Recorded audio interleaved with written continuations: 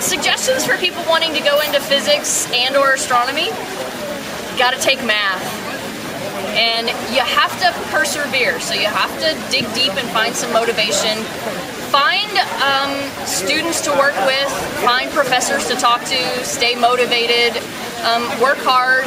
Even if you don't succeed the first time, there's no reason you can't go back and try again. It's a really great career option. Degrees in physics and astronomy are very versatile.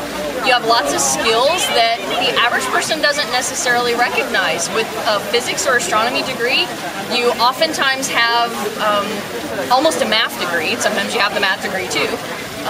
You have engineering skills, you have skills in electronics and optics, you have skills in computer programming. You have a lot of very versatile, marketable skills that people don't always recognize. So you become very marketable in the job market and for graduate level opportunities.